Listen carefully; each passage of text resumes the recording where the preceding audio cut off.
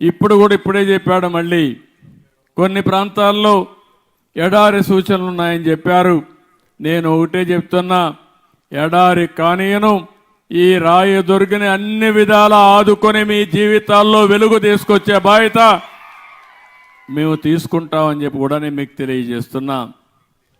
అందుకని ఆ రోజే మొత్తం మీరు చూస్తే ఒక్క అంద్రి నీవా పైన 4,500 కోట్లు ఖర్చు పెట్టాం.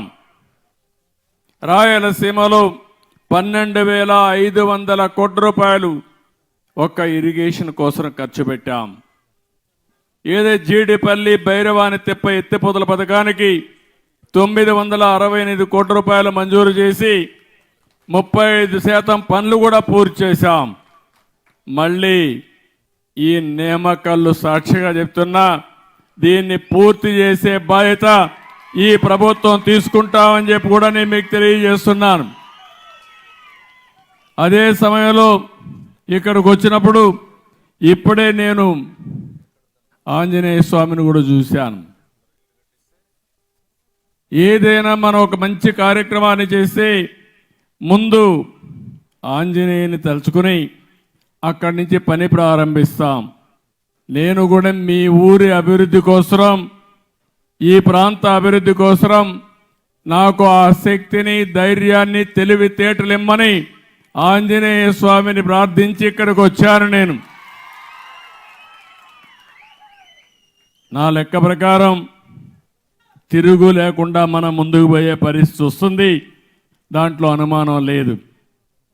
నేను ఒకటే ఆలోచిస్తున్నాను, నేను ఎప్పుడూ పేదల పక్షానుండాలని చెప్పేది నా ఆలోచన. ఏ నిరుపేదలైతే ఉన్నారో, ఎవరైతే కష్టాల్లో ఉన్నారో వాళ్ళకి పూర్తిగా అండగా ఉండాలనే ఉద్దేశంతో ఈ ప్రభుత్వం పనిచేస్తున్నాం. నేను ఎన్నికల కంటే ముందు చెప్పాను, ఆ రోజు నేను మీకు ఇచ్చిన హామీ పింఛన్లు పెంచుతానని చెప్పాను. పింఛన్ కూడా ఏప్రిల్ నుంచి ఇస్తానని మీకు హామీ ఇచ్చాను. ఈరోజు మీరు చూస్తే 4,000 రూపాయలు, 3,000 రూపాయల నుంచి 4,000 రూపాయలు ఒకేసారి పెంచి ఏప్రిల్, మే, జూన్ 3 నెలలకు కూడా ఒకేసారి మీకు పింఛన్లు అందించాను.